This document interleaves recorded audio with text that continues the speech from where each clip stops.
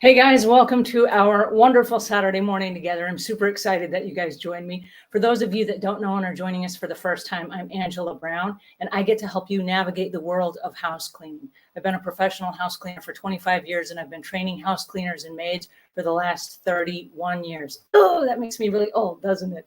One of the questions that I get asked the most is about the tips and tools that we use and which ones to buy, because it's really easy to walk up and down the aisles of the grocery store or to go online to a distributor and then find the different tools that are available and then say, oh, I need one of everything. And then we get really carried away with the tools that we need, not knowing that many of them are duplicates. So over the last 25 years, being inside thousands of homes, I've picked out my favorites. And over the pandemic, a lot of the cleaning supplies were not available, which made it really tough. And so what we had to do is find replacements or supplements or other products that were available so that we could keep cleaning and still sanitize and disinfect. So some of the products that we've used in the past, and those of you that know me that have been following my journey, some of the products have changed. And so that's what the purpose of today's session is. And I don't know, are you guys professional house cleaners? Do we have lots of homeowners here? If you will type in the chat homeowner or professional, then I can kind of guide my conversation to you so that you can get the most from your time with me today. We'll spend about an hour here together this morning, and I'll cover as much as I possibly can, and I'll be answering your questions as well.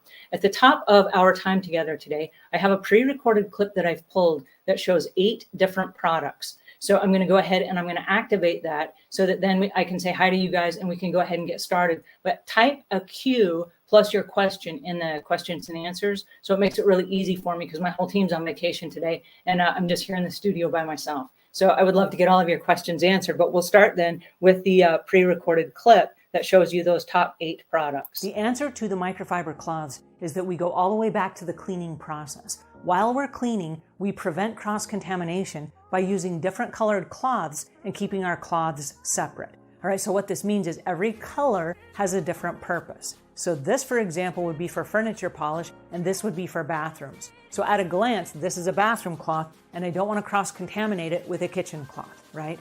So when I'm done using a kitchen cloth, it goes inside a bag, not to be seen or used of again on that job. That way, when I go into the bathrooms, I'm not accidentally grabbing, I'm in a hurry, and I grab one from the kitchen and I use it in the bathroom, okay? So we prevent cross-contamination on the job by using different colored cloths. There are also different types of cloths. This is a glass cloth, and it has, you can tell from just looking at it, the polishing cloth for the furniture has a thicker, heavier pile to it, and the glass cloth has a really fine pile to it. And so we would want to make sure that even if we have similar colors, that we don't mix and match, because let's say that you got some furniture polish on your glass cloth and then you went to clean the glass with it, it would smear, right? So you want to keep your cloths separate, and we do that by color. That just makes it easy on us. All right, when you get out to the car, we make sure that we separate all of our cloths in the car before we go to the next job. And the reason for that is it locks it into a specific place so that it is not accidentally removed or gets mixed with whatever you're taking to the next customer's house, because you don't want that to happen either. All right, so at the end of the day, you have either the back seat of your car or the trunk of your car has little compartments, and we just use little plastic shoe boxes so that it's easy to sort, and you only have 5 or 6 or 10 or whatever on every job. And so it's not a lot, but you have a few in every little shoe box. When you get back to your home base, wherever that is, we have 5-gallon buckets that we use, we then take the sorted cloths and we drop them inside a bucket. All right, now, if the cloths are basically dry, you can leave them inside the bucket for a couple of days until you're ready to do a whole load of laundry of that color. And if you have wet cloths that are icky, you can fill the bucket full of water and leave them in the water with a little bit of laundry detergent. And that way it will kind of loosen up all the gunk and the ick that's on the cloths themselves, and they can soak right in that bucket of water for a couple of days until you have enough for an entire load. Right now, once you're ready to do the load of laundry, we have mesh bags that have zippers on them. And you just open up the zipper and you can add all of the cloths from your bucket into the mesh bag. And that allows you to wash your cloths just right inside the bag. Just throw the whole bag inside the washing machine. And that way it prevents this from picking up lint from other items that are inside the washing machine. So if you're not doing a load of just, let's say, orange cloths, then we want to recommend that you do use the mesh bag.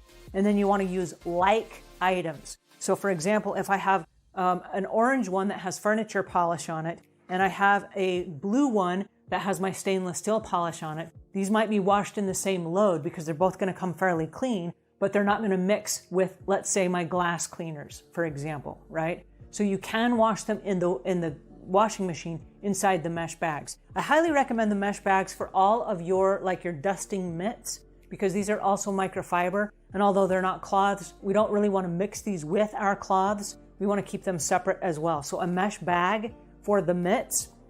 We also have all of our steamer pads that we use for mopping floors with. We keep these also in a mesh bag. And so this way you're adding different things into your washing machine. If you don't have enough for an entire load, you can wash a multiplicity of things. Now the glass cleaners, I do recommend that you wash those separately. Those are going to be on a gentle cycle, and they're going to be not with all of your other microfiber cloths. All of the other microfiber cloths that we use for polishing, we use for cleaning the kitchens, the bathrooms, we're going to wash on a warm cycle.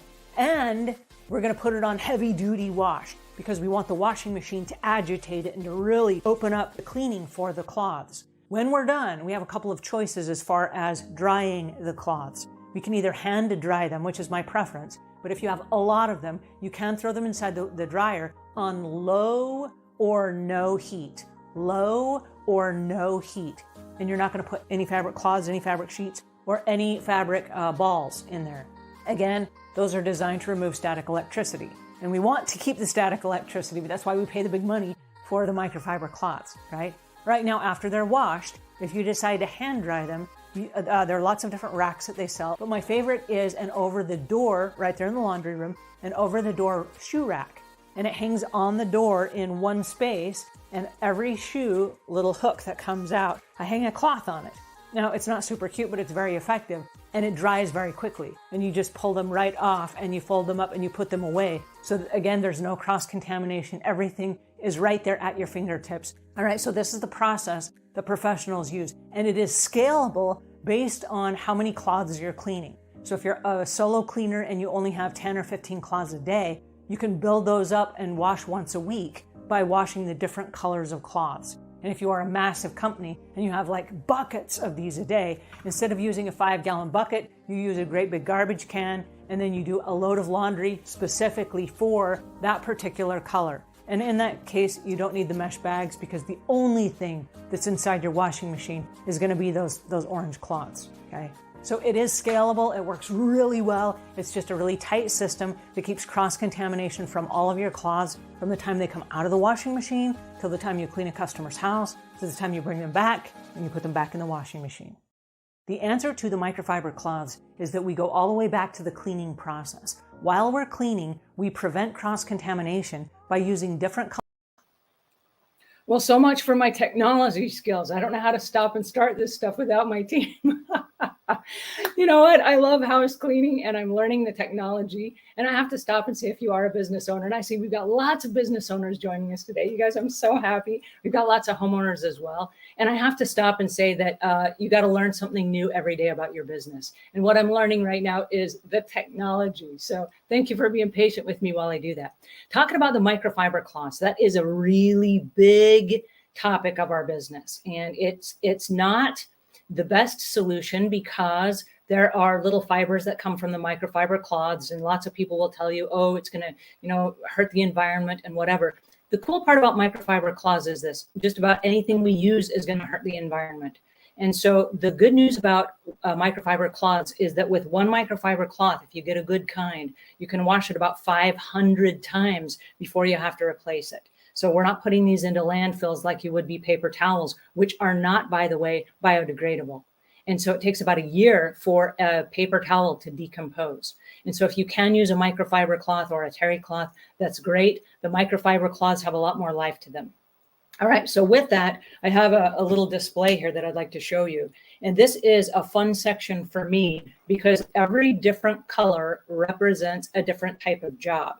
And this helps us from cross-contamination. Now, during the pandemic, everybody became really aware of cross-contamination and how we want to protect ourselves and our homes from germs and all that kind of stuff. So a couple things that we do, and this is the savvy cleaner way, but you can choose any color for anything that you want to do in your house. But my recommendation is that you use the same colors consistently every single time, because that way it's going to train your family what colors go in what room of the house. So we use green in the kitchen. So over the hump in the kitchen sink where there are two sinks, we have a green cloth. Everybody that comes in the kitchen that wipes off the countertops knows that we use green in the kitchen.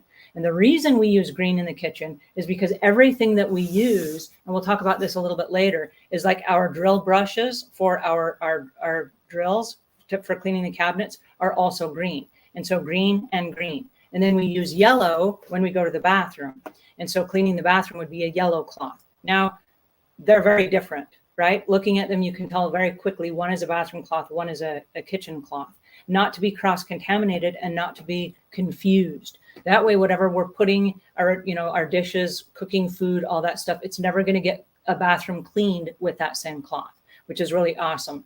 We use orange for the general cleaning around the house. And this is going to be just a damp microfiber cloth that we're going to clean, like the armchairs that we sit in at night, or that leather that we sit on, we put our head up against it and it gets the hair gel from our hair on the sofa when we're sitting there watching TV at night. The orange cloth is for that.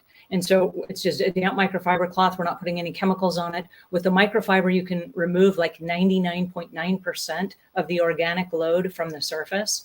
And so this is really great, just instead of furniture polish, just to wipe down your furniture. You can wipe down the sides and the edges of your computer monitors, your desktops, your chairs, your sofas, all of the wood furniture that's in your house with the orange cloth. You can also use this as a wet cloth when you're doing glass. Now, the glass is a little bit different cloth. This is very different from our other cloths in that the pile is different. Let me show you a clip on that so you can see the difference of the two cloths. But these are the two cloths that we're talking about. I don't know if I can get up here close enough that you can see the fibers in this. It's kind of thick. And then the fibers in this one are very fine. And I'll show you a short clip on that. All right, so what you're gonna do, this has a pile that's a little bit thicker than our glass drying towel. So we're gonna use two towels, but the first one is a wetting towel. Again, it doesn't matter what color you use, but pick one color and always use it for the wetting cloth for your glass. We're gonna wet it and we're gonna wipe down the mirror in a Z pattern. Now, the reason we use a Z pattern is so that if we go in circles on our mirror, the part that's dirty down here, we're taking back up over the clean part on the top of the mirror. So we do not want to go in circles. We want to go in a Z pattern across our mirrors. That makes sense? All right, now with the other hand, we have a drying cloth. And the drying cloth, I've only seen them in blue, this light blue, and it's a very fine pile. It's a very thin, skinny drying cloth. And this is a very special, very expensive cloth that is also made of microfiber. This is designed as a glass cloth. This is a drying cloth. So we're going to wet with one hand our mirror, and with the other hand, we're going to dry the mirror, okay? So we can wet and dry simultaneously. Two hands, two cloths. Now, I'm going to share a secret with you. If you take the cloth and you fold it in half, and then you fold it in half again, you now have 8 sides that you can dry a mirror with. So we have side 1, side 2, then we open it up and we have side 3 and side 4, and then we open it up again and we fold it the opposite way. When we fold it the opposite way, that gives us 4 more sides, right? So we have side 5, 6, 7, and 8, right? So we have 8 sides to the one cloth. So you can do it that way and also with the wetting cloth. This gives you 8 mirrors or 8 windows with which you can wet one side to wipe it down, one side to dry it. Then you're going to flip it over and you're going to do the next window, right? One side to wet it, one side to dry it. Then you'll stop and you'll turn your cloth inside out and you'll do the same on both sides. That way you can do 8 panels with one cloth of each side. All right, so what you're going to do, this has a pile that's a... Okay, here we are again. And this is a polishing cloth. We use this one for like stainless steel polish for cleaning the stainless steel appliances in the kitchen. So anytime I'm going to put a chemical on a cloth, it's probably going to be the light blue one. And that lets me know, oh, this is a special cloth, not to be mixed with my other cloths. If my other cloths are just used with a water or a water-based detergent, then I don't want to use something that's oil-based mixed in with that. So that's where the mesh bags come in. And with the mesh bags, I love these because they come in a variety of different sizes. You can take the whole entire bag and just throw it right inside the washing machine.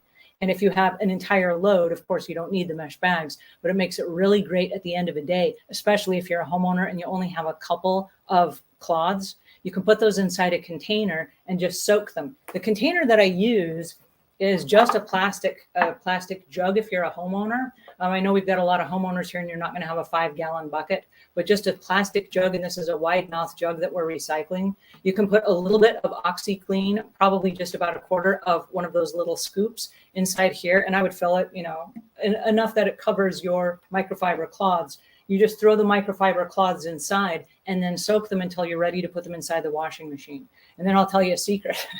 When you get ready to do the wash, you really just pull out, you can just pull them out wet. You don't even have to squeeze them out, throw them right inside the washing machine. They've already got soap on them. You can go ahead and just wash your laundry that way.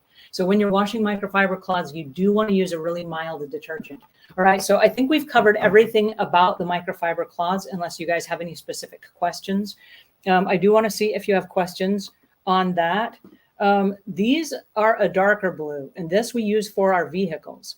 And so if you're out and about, I know that as house cleaners, we encourage all of our house cleaners, excuse me, to go through a car wash at the end of every cleaning day, because the next day when they go back to a customer's house and their car is parked out on the customer's street for 3-4 hours at a time, if you're selling a cleaning service, your car is an extension of your brand. So we want to make sure that your car is clean. So we keep a shoebox of these dark blue ones inside the trunk of the car. And when we go through that drive-through, just the drive-through car wash, if in the event that they don't have one of those, services where somebody comes out and they dry their car for you, when you pull over after the car wash, you can just hurry and dry off the little beads that didn't dry off properly so it doesn't spot on your car. So that's why we keep these inside the car. And again, we wash those separately from all of our cleaning cloths, because on the car ones, it's gonna be all muckety muck. I mean, you're gonna have like tar and bugs and ickety ick stuff that are on these cloths. So these do not last as long as the other ones.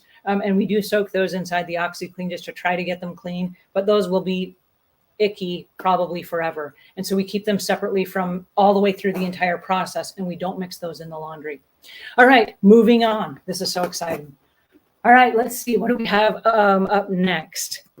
We have, I wanted to tell you about the shoe rack over the door. The shoe rack over the door is just a shoe rack, and I use it just to hang the microfiber cloths. The microfiber, if you want to dry it in the dryer, you can, but dry it on a low tumble heat, because if you dry it on a high heat, it's going to burn the microfibers in it and it will become non-effective. It's that static electricity that you lose if you're not, if you do it too high. So there's that.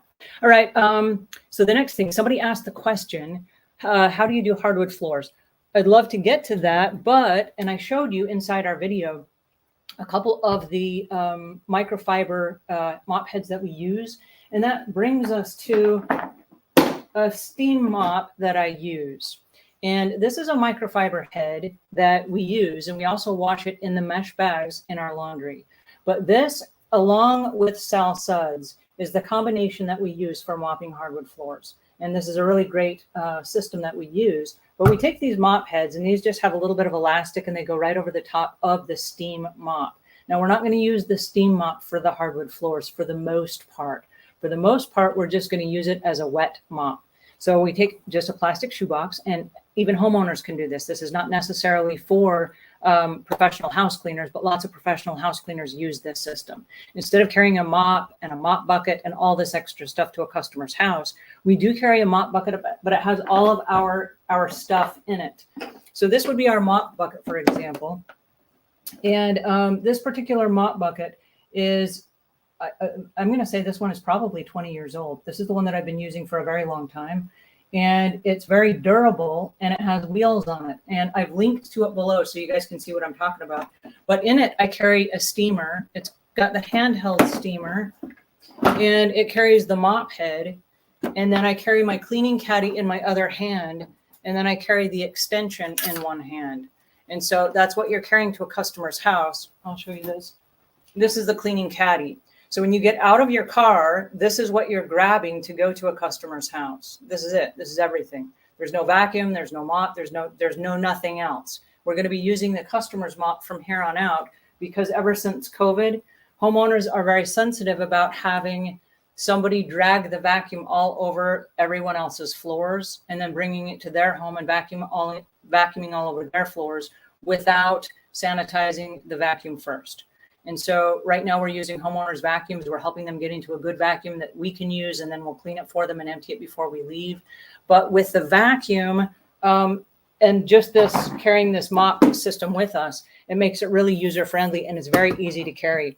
But this is the mop that we use, and this is the system that we use. So what we do is we take all of our mop heads, and if you're a professional, you probably have 8 to 10 of these per job. You're going to put them inside a shoebox, and then you're going to do 4 cups of water and 1 drop of Sal Suds. Now, Sal Suds is a biodegradable soap, and I think I've linked to it here so that you can learn more about it. It is a Dr. Bronner. It's been around for about 70 years. It's really user-friendly. It's kind to the environment, and it works wonderfully on wood. So a few minutes ago, I said that we don't use furniture polish for the most part, but a drop of Sal Suds inside your wetting cloths. And if you're going to do furniture, you can do a pre-wet system with the same system where you use a drop of Sal Suds. And I only mean a drop. I don't mean like a squirt. I mean a drop. If you do a squirt, it's going to get really sudsy and really soapy, and you don't want that. You really only want to use the just 1 drop with your water. So that's kind of how that works. The other thing about the mopping is when you mop, you can use this just as a damp mop. So you pull out your mop heads when you get to the customer's house, you put them on, and after you've swept the floor or you vacuumed the floor, then you just do the regular mopping. And so you're not steaming. The steamer is not even plugged in, but you hook it on the attachment here, and there's a little groove right here, if you can see that, and it fits right inside the groove here. And so you just snap them in place once you get to the customer's house, and now you have a mop, which is really awesome. And that goes right on the other side of the steamer that you have inside your mop bucket. And the mop bucket also carries all of your microfiber cloths. So it carries your mop pads, your mop heads, it carries your steamer, it carries your spongy squeegee for the showers, and it carries all of your attachments in case you have to clean grout or something like that on the job. A note about the steamer. The steamer is 100% chemical free. We're not using any chemicals whatsoever in the steamer. I really like the steamer for a couple of reasons. The steamer allows you to do a lot of things that normally would require a lot of elbow grease. And as a professional house cleaner, we want to avoid elbow grease and extra work every chance we get, right? Time is of the essence, and we want to make sure that we do a great job, but we want to do it great. And with the steamer, you can do it also 99.9% chemical free. Now in the steamer, and I have to make a note of this because I get asked this question a lot, can I use vinegar in here? And the answer is no. It's not. This is not meant for vinegar. This is not meant for essential oils. And so if you do put something like that in here, it's going to clog the little top of this, which lets the steam come out. And it's going to build up inside here, and then your steamer is not going to work, and you're going to be very sad, and you're going to want to know why it's broke. And it's broke because you broke it. So don't break it, okay? And then when you're done using the steamer, make sure that you pour it out and that you leave it open. Leave this little door open when you store it. And that way it can air out, and it doesn't contaminate the water. Like, it's not going to go moldy or old or stale or any of that stuff. Because if you're using regular tap water, there's sediment that goes through the machine, and you'll steam it out so it's not inside the machine. But if you leave water in it, it can clog the machine. Just a whole lot like a coffee maker that stops filtering after a while. It's because of the regular tap water and the chemicals that are in there. So you want to make sure, and you can use regular tap water, just make sure that you blow out all the steam when you're done, and that you leave the door open as you're storing it. So that is the mop bucket and the steamer. All right. Let's see. We've got questions. You guys, we've got so many people here. I'm so excited. We have Turtle Dove. Hey, how you doing? We have Desert Deb. She says, I like Sal Suds and can only find it at my local health food store. Well, I've linked everything below so that you can take a look at it and you can add it to your carts if you like. This is a live shopping show as well. I want to show you guys where the products are that I've found that I'm using now as replacements for some of the older products that were not available. Before the pandemic, we were using the Odoban pH neutral floor cleaner. And now we've switched exclusively to the Sal Suds because this works really well and it is also biodegradable. So that's what we're using right now. Paula Reed says, woo! I love that word, woo! I say that about like 100 times a day. You guys, it's so exciting to see you here. And Virginia, SO8, how you doing? Good to see you. Simplify says, hello, good morning. Leona says, what is a good alternative to Clorox wipes? My cleaner lives to use it. As an owner who supplies products, it just gets expensive. So the alternative to the Clorox wipes, and that's a really great question. I'm going to jump over to another product here. Let me show you. This is what we use as professionals. And this is the Odoban product. And you'll probably saw this during the pandemic. It comes in several different, I'm going to call them flavors. It comes like lavender and eucalyptus, and it has lemon and whatever lemon scent. But this is a disinfectant, and this is what we're using instead. And this bottle will make, I forget how many, like 128, it's 128 ounces. I forget how many it will make, but 1 ounce makes, and it's depending on whether you're doing deep cleaning or light cleaning. And so in our cleaning caddy, this is what we use. And this is a 32-ounce spray bottle. And these are the Zepp spray bottles. And they're very durable. You can use them upside down. You can use them right side up. It's got the lock lid so that you can lock them so that it doesn't leak in your car. It's got a really durable handle on it. It's got the point where it shoots out in a nozzle like chute. It also has the spray where it sprays just by twisting it. So it's a really durable, heavy-duty plastic. And what I like about Odoban is, gosh, they've been around for like 30 years. And they are in Georgia, and they have just a phenomenal product line. They've had the 32X, which has been listed by the EPA for better choice products and safer choice products for, I forget how many years. And we've been using the professional series for years. And then during the pandemic, a whole line of those became unavailable because they were churning so many of the disinfectant products for just the regular population. And so in answer to the question, what are we using in place of the Clorox wipes? And you can use them, but yes, they're expensive. We're using the spray with a damp cloth and the Odoban, because this is going to do the very same thing as far as the disinfecting goes. If you are going to disinfect, you're going to spray this on and you're going to wait 10 minutes. If you're just sanitizing 99.9%, which is pretty much all we need in most homes, unless there's some kind of a medical situation where it has to be 100% disinfected. But for most homes, that's good enough. And for that, you can just spray, wait like 10 seconds, and then wipe it up. Now, I want to show you something about this particular jug. And I love these. Oh, I just love these. And this is where, as a business owner, this is going to make a lot of sense money-wise. This particular gallon jug has this little pump nozzle on the top of it. And I'm going to try to find it here and see if I can link to it to show you. It has, here we go. Nope. Hang on. I'm still learning how to do this part as well. Okay, here we go. They're gallon pumps. And they screw on the top of these gallon jugs. And inside each one of these, it has a 1 ounce tube. The 1 ounce tube is going to measure for you the chemicals that you're using. One of the biggest challenges we have, especially with new house cleaning companies that don't really know what they're doing, and they want to buy concentrates and then they want to dilute them so that it stretches the money further. What we have a problem with is people using the right chemical ratios. And so what Odoban has done, and this is kind of revolutionary, is they've made these labels, which are required by OSHA. If you're a professional cleaning company, you've got to have labels on the bottles that you're using to protect yourself, your customers, and children who may pick this up. We need to know what's inside the jar. So if we don't know what's inside the jar, it's unlucky, right? So they've made these labels available free on their website, which is so awesome. The thing that's cool about this, and I'll show you this, there's a marking here where you can say, is that clear? There you go.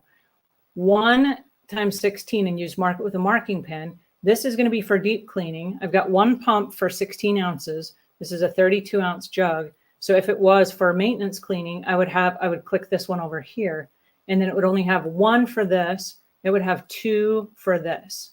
So if I have 32 ounces, it would have 2 1-ounce sprays. If it's 1 for 32, I've diluted it half again. So this is for maintenance. So you can tell really quickly if it says 116, that means this is for a deep clean that we're using on a deep clean. So based on which jug you grab for the day, I'm doing a deep cleaning today or I'm doing a maintenance clean. That's how easy this is. And so all of our chemicals are really easy. And we just print these out with a regular printer, and then we put packing tape over the top of it. And then that goes right inside our cleaning caddy. And there you go. We have our supplies with us. All right, so that is what we would use in place of those wipes. But I do want to say, I disappeared here off camera. I'm back.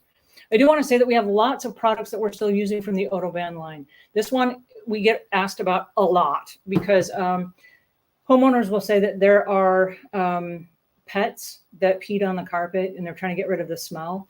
This is the product that we use. It's the Autobahn. It's a Biostain and odor remover. And this you can also just put in a spray bottle and you can spray it. You can treat furniture, you can treat upholstery, you can treat carpets. You do want to try it in a non-conspicuous area first. It doesn't really have any problem staining. I've never had it stain anything, but of course the requirement is double check because you don't want to screw anything up. And you want to make sure that if you're using it the proper way, just so that there are no surprises. So this is the Autobahn line for the odor remover with the enzymes in it. And so that's the other Autobahn product that we're using. All right, one more product that we use, and we've started using this I've been using this for many years. We didn't start using this during the pandemic, and this actually never went away during the pandemic.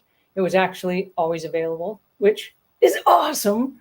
And this does so many things. This is really great. It's as a degreaser. It's really great for just about everything from cleaning a shower with a bunch of muckety muck in it or bathtubs that have backed up.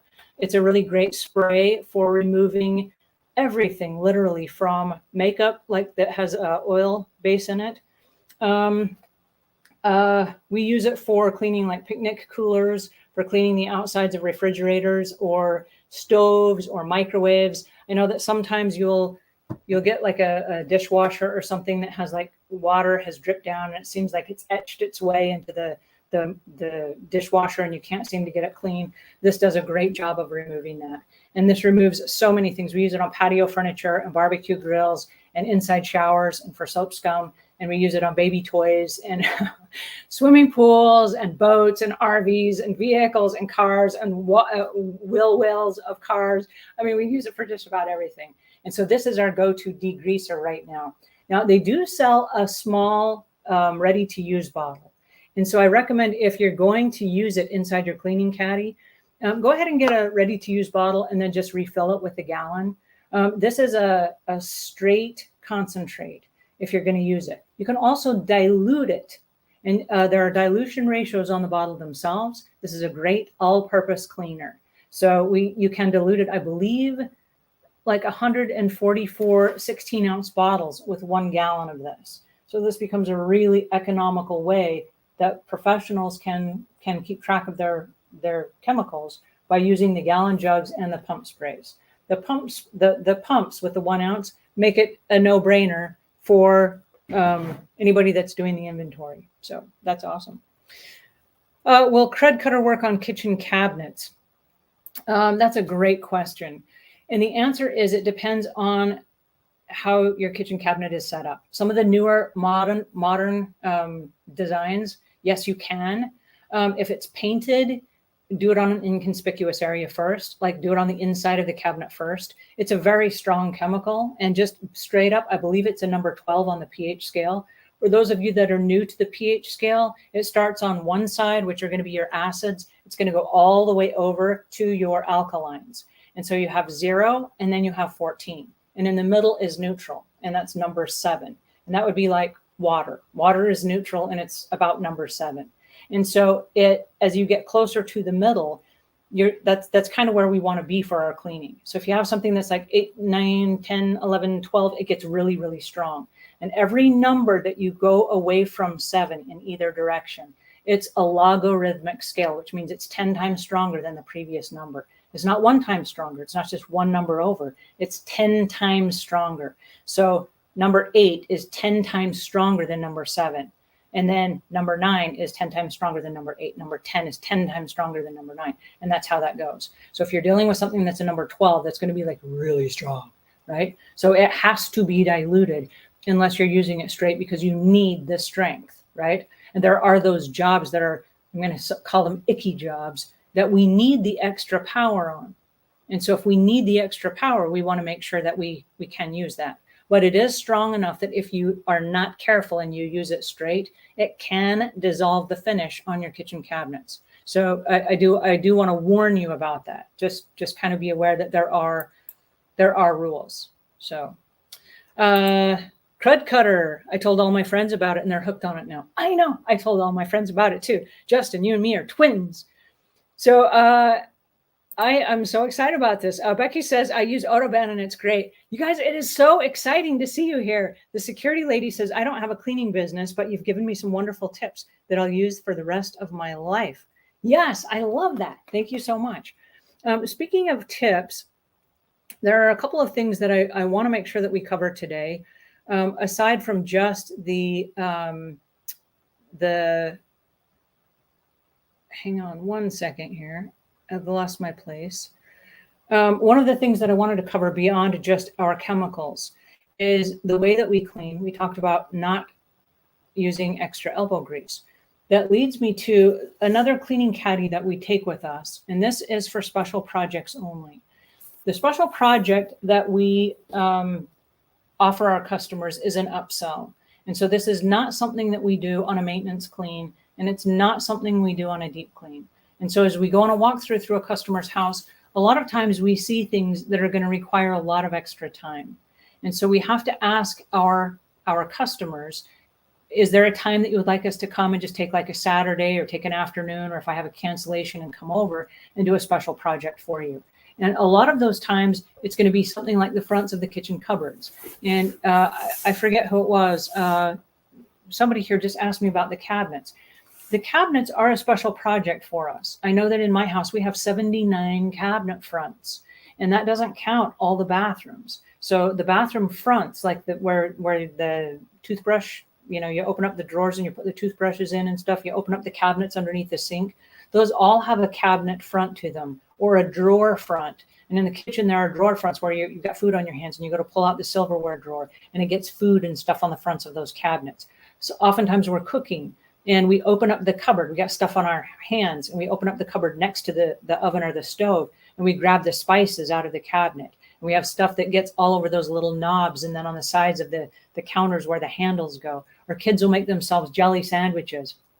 And then the cabinets get all kinds of sticky stuff on them and it just gets icky. So one of the special projects that we do, we often do it like once or twice a year in someone's home, is we have our cabinet process where we bring our drill bit brushes. And these drill bits just screw onto the end of an electric drill. And we use these for a lot of stuff. These are really fantastic for the showers, like for, what do you call it? Grout in showers. If you have a great big bathtub that has a bunch of icky stuff in it, there are different attachments that just screw into a drill. And so like this is an electric drill. You just pop in the drill brush, you tighten it. And now instead of you using a scrub brush, and doing all manual labor, you just use an electric drill. And it's really awesome because it does all the power for you. You just plug it in and off you go. And so this has become one of my favorite tools of all time. And the green one is the one that we use on kitchen cabinets. There's a yellow one that we use in bathrooms for the shower and for the bathtubs and for grout and floors and stuff like that. There's a red one that we use for ceramic tile and also brick. So if you've ever been outside, like next to a patio grill, and there are, I don't know, maybe moss or mold or something that's on the side of the house because you live in a high humid area, you can grab your drill brush and just go along the side there and just wash all that off with some cleaner. Like you might even use Crud Cutter and then go right along the side there with your drill brush, just brush all that off, hose it down, and you're good to go. So that would be a special project as well. One of the things that I want to recommend is if you will hover over the pictures of these online, and I've linked to them online, you'll see that there is a menu, and the menu will tell you what color to use on what surface. And the reason I say that is because every color of bristle is a different strength. So this one is red and it's for brick. It's really, really stiff. And if you use the red one on a kitchen cabinet, it's going to scratch. So you don't want to do that. The green is the one that we use for kitchen cabinets. It's a softer bristled brush, although it's durable. So it's going to get all that icky grime off that we put on there when we were, I don't know, cooking, and our hands were, had stuff on them. So this is the one that we want to use. Again, we want to use the yellow one for the bathrooms. And there are all different kinds of brushes that you can use. There's a white one that we use for leather. And so, for example, let's say that you have a customer that has a leather sofa. Well, the leather has to be treated every few months, because if you live in an area where there are like high extreme temperatures, there are, hot summers and cold winters, the fabric on the leather will then dry out, or it becomes too moist or whatever. So it needs to be conditioned on a regular basis. With your drill brush, you can spray the spray on there and then massage it in with either a sponge that looks like this, and this is one of those drill brush attachments, or you can use the white one, which is designed for leather and glass. And so, like if you have a glass table or something, you could also use this, but we use this more really for leather. So that would be a special project as well. One of the things that I want to mention is this little bag that I'm carrying. I'm going to highlight this so that you can see it. This is a really durable little bag. This is 12 inches in diameter. We have about 60 of these, and every one of them has these little kits that are already prepared. And so every cleaner has little kits in the back of their car. And this is really awesome. And this is how you stay in business when you get lots of cancellations, because we get this question a lot. How do we stay in business if we have lots of cancellations? And my customer canceled over and over again. Well, if you're keeping a database of your clients, what you can do is you can say, hey, listen, I'm in your neighborhood today, and we just had a cancellation, and I happen to have a drill kit with me, which means I can do a leather package today. I can do a cabinet package today. I know that in the past you'd mentioned you wanted one of those done. Is today a good day for us to do that? And then your customer can go, yeah. And I mean, if you have 3 or 4 customers in that same neighborhood, you can send them all the text and say, first come, first serve. And then I'll take it. You know what I mean? And within seconds, I mean, literally seconds, you will have booked that canceled slot. And so we do this a lot where we have the packs ready to go. Now, I have to warn you, the pack ready to go does not mean the customer can say, oh, hey, could you just do this extra project kind of like for free as a freebie? Okay, that's not how that works. What you do is you only pull this out if it's a special project. And that means there was a cancellation or it was already on the calendar. So when we do a walkthrough with our customers, for example, we book these packages out in advance. And so like if you know they have kids, you know, there are going to be like jelly fingers on the cabinets and the silverware drawer and the fronts of the bathroom and near the bathroom sink. And there's going to be toothpaste and there's going to be soap, and right? So you can sell this package 3-4 times a year where you go in and you clean all of the cabinets so that they're all clean, and you clean all the knobs and all that stuff. But this brush will help you do that job really quickly. All right, one more thing about the drills. Now, the drill that I use, and I've linked to this as well, the drill that I use has a cord. And a lot of people will say, well, I like to use the cordless one. That's fine. If you like to use the cordless one, that's fine. And I've linked to that as well so that you can get that if you would rather. The reason I like the cord is because it's not as heavy as the one with the great big plug on the bottom, because you've carried the battery pack with you. Now, if you are standing in a shower and your hands are over your head and you are cleaning grout and you're cleaning the walls and things like that, and you have the extra couple pounds of a battery pack, it's gonna create arm fatigue. So you have to make sure that your back is straight and that you're doing proper posture when you're doing the job. But your arms will get very fatigued because your arms are overhead and it becomes heavy after a while. And then you try to keep supporting it different ways to try to alleviate the pain or the stress. This is a lot lighter weight. I think this is 5.5 amps, and the cordless one is 8. So it's a little bit stronger for the cordless one. But I like this because I'm going to say this is girl size. This is my size. This is the one that I prefer. And I do carry an extension cord with me. And many people will say, well, oh, an extension cord, isn't that going to cause it's going to cause a trip hazard if there's anyone else in the room. So make sure that you ask people to leave the room so it doesn't cause a trip hazard. But the cords are waterproof and we're not going to be getting them wet anyway. Okay. So we have to work smart, and then we have to work smarter to make sure that people are not in the room, because we don't want a lawsuit or anything weird. We don't want people to get hurt. But another reason that I like this particular corded version is if I'm on a job and I'm doing 79 cabinets, for example, and this happens a lot. If you have one of these kits inside your car and you haven't charged the battery, you can get halfway through a project and your battery goes dead. And now you have to do the project by hand. I know, right? So I got enough going on. I can't always remember. Did I charge the battery pack for the electric drill in case I get a job? You know what I mean? I'm not smart enough to remember that. So I prefer the corded one. It always works. There's no guesswork. It's duplicatable. If I send an employee out and they find themselves with a cancellation and they're able to book the job at the last minute, I don't want them to have to go, oh, I forgot to charge the battery or whatever. It's just grab and go. It's everything we need in one kit.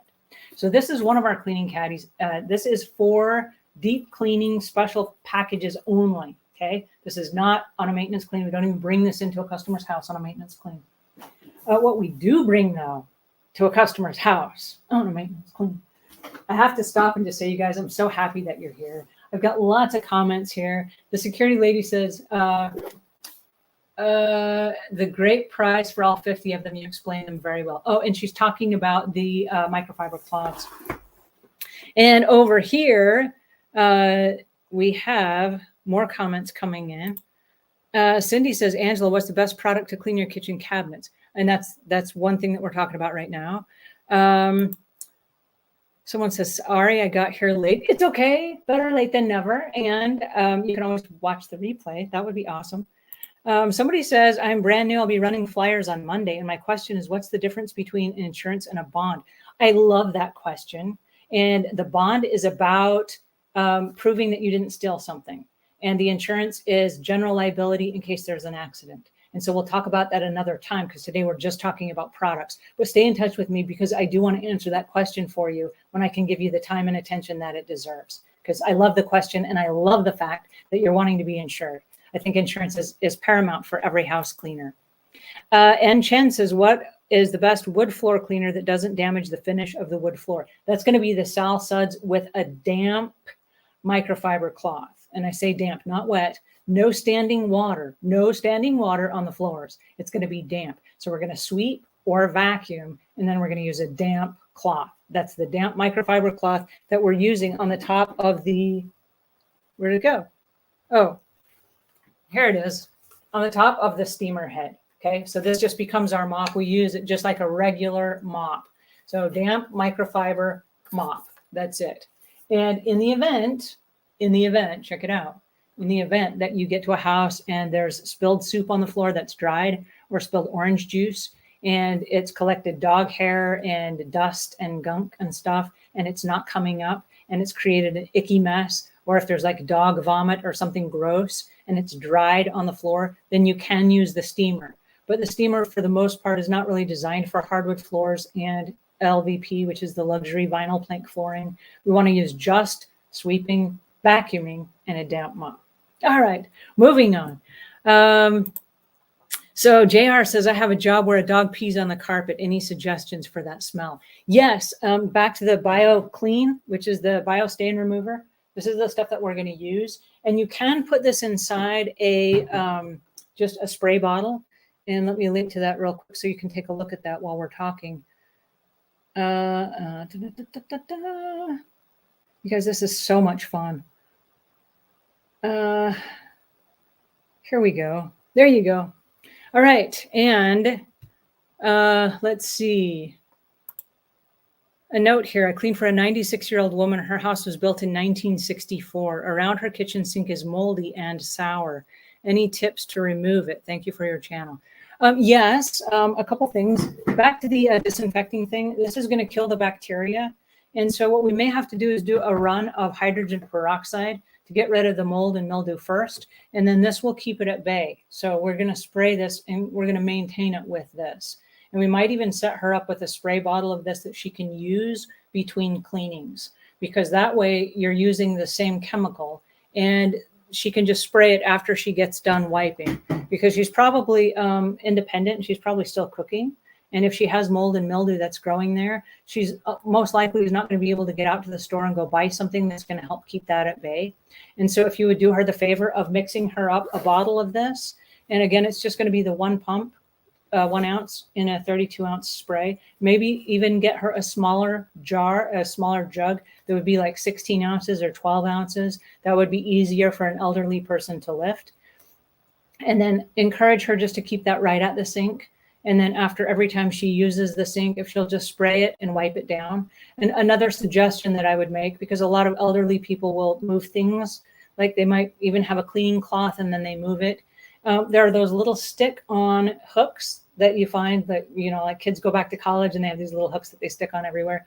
If you'll stick one of those either right on the front of the cabinet by the sink or on the wall, you know, by the sink, and just put a cloth hanging over that, then she'll have the spray and the cloth nearby. And that way it never has to leave that area, and that can be of assistance to her. So she's not trying to figure out, where did I put my cloth or whatever, because that can be confusing. And then we don't want mold to get in her house, because that creates a sickness or an illness, and we don't want that either. So we want to help her help herself as long as possible. I love that question. Thanks for asking that. So we have lots of fun questions here. Lisa says, Crud Cutter took off the clean coat on a linoleum floor. Yes, it can. It can, because it's so strong. And so if it's not diluted, or if it's not used the way it was designed to be used, it can have strong effects. It's a very strong chemical. And like I said, I think it's 12 on the pH scale. And so we want to make sure if we're using something that strong, that it's for a job that needs to be that strong. For example, if you have, like, let's say tar or shoe polish on something, Crud Cutter is going to take it right off, right? And that's a really hard, smeared, you know, substance to get off. It's tough to get off. If you have a really sticky, gooey, gunky, you know, something that's like stuck from a residue, it gets it right off. And so you want to make sure that you're using the proper chemicals for the proper types of surfaces. And if you're not sure, don't use it. Just don't use it. And I have to say that because I've seen lots of property damage from people using the wrong chemicals. And so stop and learn, hey, there's this really awesome chemical. Can I use it on this? Ask questions, go on the internet, read the safety data sheets, and then use with confidence, because then you'll know. So I love the question. Becky says, I use the drill brushes for soap scum in the shower. You know what? I love that. I love the fact that you're using it in the shower. I do want to warn you of one thing, and this comes with shower glass doors. And Becky, you're probably a pro at this, so this doesn't apply to you. This applies to employees that any of the professionals might hire and then send them out to a house, and they say, oh, I'm going to use a drill brush on the soap scum shower doors. Here's what you have to be careful of. The drill brush, and I just dropped a couple of those on the floor. So there you go. I'm clumsy. The drill brush, a drill by its very nature is designed to go through something, right? A drill is designed to go through. That's what a drill does. It drills holes.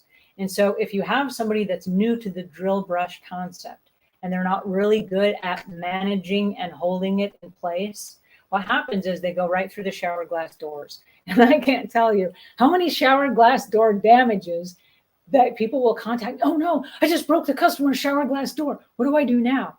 And I say, my first question is, were you by any chance using a drill brush? And they're like, well, yeah. Oh, okay. So if you're going to use it on soap scum on a shower glass door, do this. Hold it right here and hold it right here, okay? And now you have complete control of where it goes. Because if you're doing this motion, you're going to go right through that glass. And then, because this is in your care, custody, and control, and this goes back to the insurance question, that was not an accident. Because the insurance company is going to go, well, you had an electric drill in your hand. You had an electric drill at a shower door. They're not going to cover the damage, okay? It's in your care, custody, and control, and you're responsible for it. So if you're going to use it for soap scum, and like I said, Becky's probably a pro at this, but hold your handle here, hold it here, like one hand going in each direction. Make sure that you're complete control, okay? And then you're good to go. So there you go.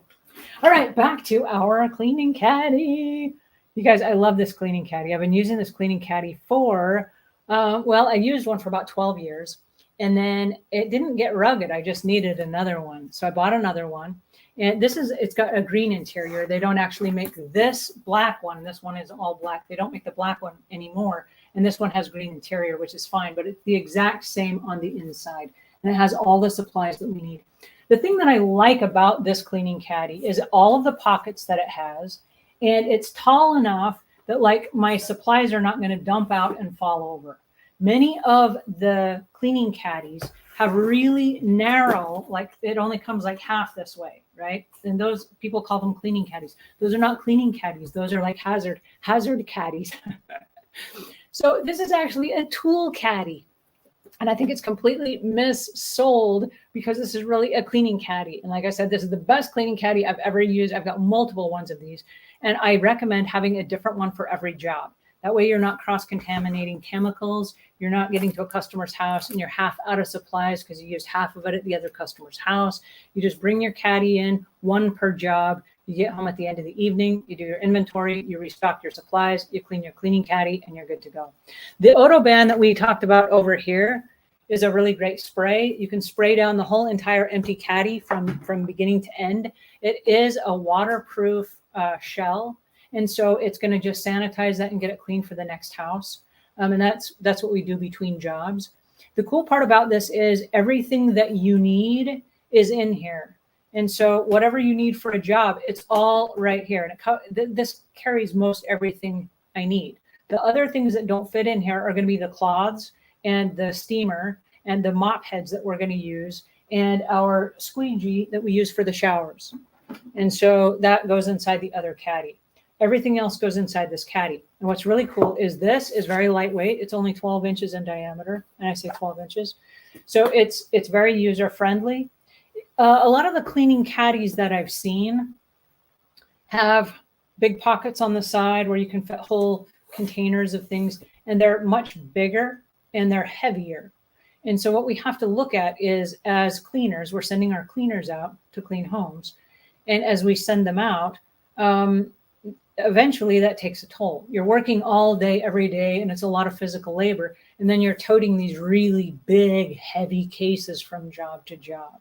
And that's just not necessary. We don't need that many chemicals and we don't need a huge caddy, right? We just don't. So carry the bare essentials with you, carry the cleaning chemicals and decide, are you doing a deep clean or a maintenance clean? And then only take the chemicals that you need. If it's a deep clean, it's going to have the 116 because it's double the chemicals. If it's a maintenance clean, it's going to have the 132, right? 1 ounce to 32 ounces of water. And so that's how that works. And then you just only take the supplies that you need. One of the chemicals that I recommend, and this is, I pulled this up a minute ago, and I don't know why, but it made my heart sing. I just love this product. And I love it because it is kind of an all-purpose cleaner. This is good for all kinds of stuff. And it's from a 138-year-old company, probably 140 years now. It's the same exact formula. And you'll notice that even on the front here, this is their logo. It's a saloon door. It's the same logo they had all those years back then. This is designed for restaurants and bars. And it's great for stainless steel and porcelain and ceramic and copper and brass and fiberglass and corian and chrome and aluminum. And it does wonders. On a pH scale, it's 1.5 to 2.5. So it's a very strong chemical, but we're going to use it just in little shakes as we need it. So instead of us toting, check this out, instead of us toting heavy duty toilet bowl chemicals, for example, that could leak or spill and are expensive, we're going to carry this instead.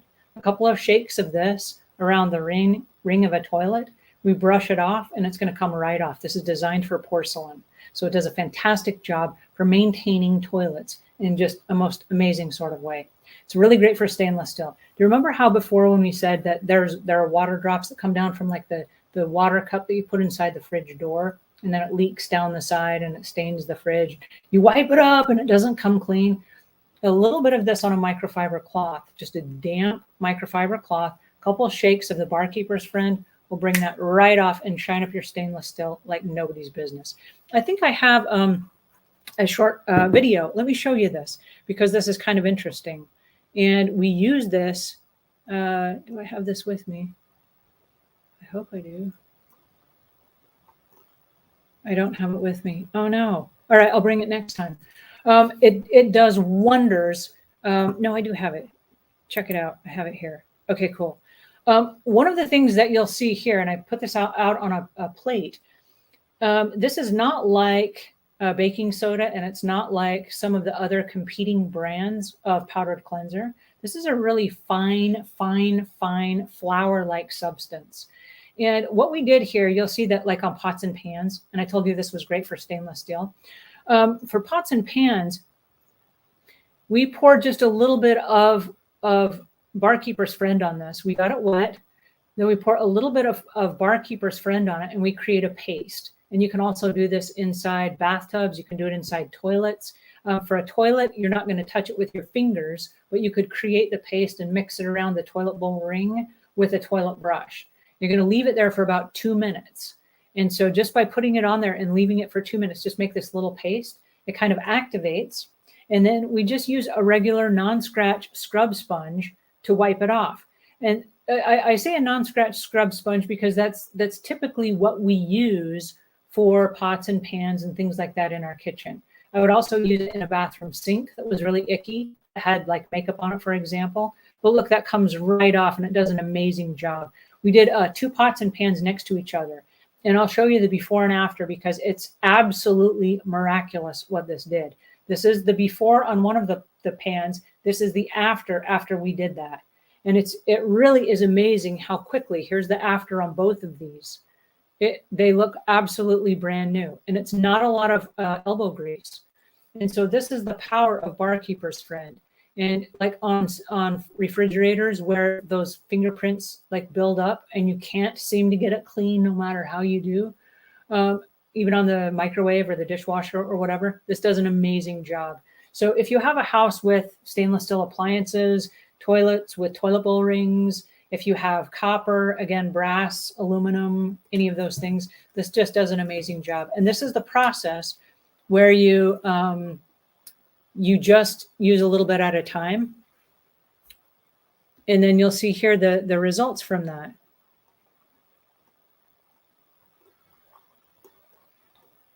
It's really kind of impressive. When I discovered this, I was like, oh my goodness, I can't ever go back. Uh-oh, I disappeared. Whoa, hang on. There I am. I reappeared. See, this technology thing is killing me, I tell you. I can't believe it. And here I am still going again, even though the technology is a challenge. Helen says, I learned so much from you. I'm a homeowner, so these tips are wonderful for me. Thank you for sharing. Oh, thank you so much for Helen for joining us. And Lisa says, Emily, I don't know. She's responding to Emily. And Emily said, Lisa, what in the world is the pink stuff? My clients have it in their tub too. I thought it must be their type of soap. The pink stuff is technically, it's called Serratia marcescens. And what it is it's created from standing water mixed with body proteins.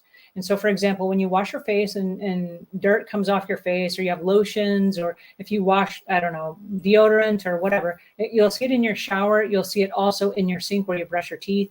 You brush your teeth and then you spit out toothpaste and stuff that comes from the body mixed with water, and then it doesn't drain properly. And so it creates this bacteria, and it creates a pink ring around the bottom of the drain in either the tub or the sink. And oftentimes you'll see it sometimes in the toilets. And so it is very, very hazardous to your health. It's really terrible on the respiratory system. And so if you see it in your home, you want to clean it. My recommendation is that if you don't have like a bronze drain, you want to use like a hydrogen peroxide. If you have a metal drain that's going to eat away the chemicals on that it's not a real metal, then we want to not use that. But get like a paper towel or a Q-tip or something and clean that area up and then throw it away. Do not use a regular cloth. Do not use a sponge, because what you're doing then is you're spreading that to wherever else you use the cloth or the sponge. So when you see the pink slime, we call it pink slime, get rid of it just as soon as possible, and make sure that you wipe it on a daily basis with like a paper towel or a Q-tip or something like that so that it does not build up. But there are sinks that, because of the way that they drain, either they're not level or the drain is not level or something. A lot of times you'll see that pink ring. That's a great question. I'm glad you asked that. Oh my goodness, our time is up. How did we go so far and not even get so much through this? A couple quick things, you guys. We covered a lot of stuff today. These are a lot of supplies, and we're going to do this again. I want to be sensitive to your time because I'm a real stickler for time. I tell you guys not to stay past your closing time, because as business owners, time is money. So I do want to respect your time. I'll let you guys get back to your day. I've loved having you guys hang out with me today, and thank you so much for joining me on a Saturday. I'm going to jump into the comments here and answer as many of them as I can, even though our time is up. So again, thank you so much for joining me, and I will see you guys next time. For the rest of today, please go have a great day, and we'll talk to you again soon.